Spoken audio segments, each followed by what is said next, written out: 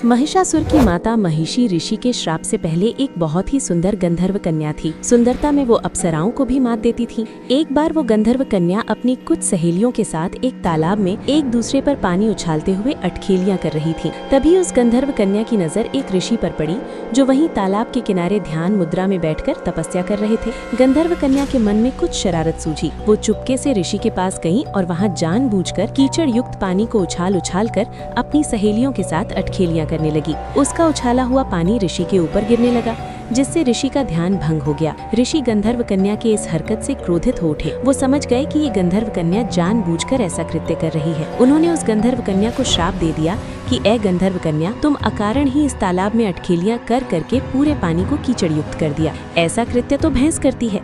तुम्हारे इस कृत्य से मेरा पूरा शरीर कीचड़ युक्त हो गया, जिससे मेरा तपस्या भंग हो गया है। जा, आज से तू भैंस हो जा, तुझे भैंस के जैसा काया प्राप्त हो। गंधर्व कन्या हाथ जोड़कर ऋषि से क्षमा मांगने लगी और अपना श्राप वापस लेने के लिए गिड़गिड़ाने लगी। ऋषि को उस गंधर्व कन्या पर दया आ गई। उन्होंने कहा कि मेरा श्राप तो झूठा नहीं हो सकता, पर इतना अवश्य हो सकता है कि तुम दिन के वक्त तो पूर्ण रूप से भैंस के काया में रहोगी, पर रात के वक्त अर्ध महिषी हो जाओगी। और जिस दिन तुम किसी बच्चे को जन्म दोगी, उस दिन तुम इस श्राप से पूर्ण रूप से मुक्त हो जाओगी।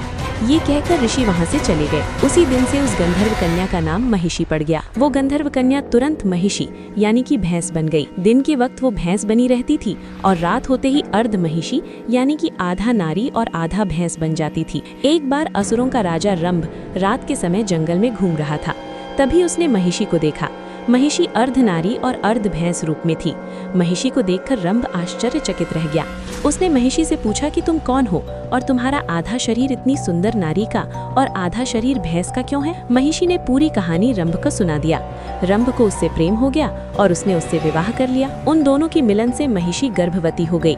कुछ दिनों के बाद रंभ ने देवताओं पर आक्रमण कर दिया। उस युद्ध में रंभ मारा गया। महिषी को जब पता चला तो वो रंभ के शव पर विलाप करने लगी। उसी विलाप के वक्त ही महिषी ने एक बच्चे को जन्म दिया, जिसका आधा शरीर भैंस का था और आधा शरीर राक्षस का था। उसके इस अर्ध महिषी और अर्ध असुर शरीर के कारण उसका नाम महिषासुर पड़ा। वो जब चाहे तब पूर्ण रूप से असुर बन जाता था और जब चाहे तब पूर्ण रूप से विशाल भैंसा बन जाता था। ये थी महिषासुर की जन्म की कथा।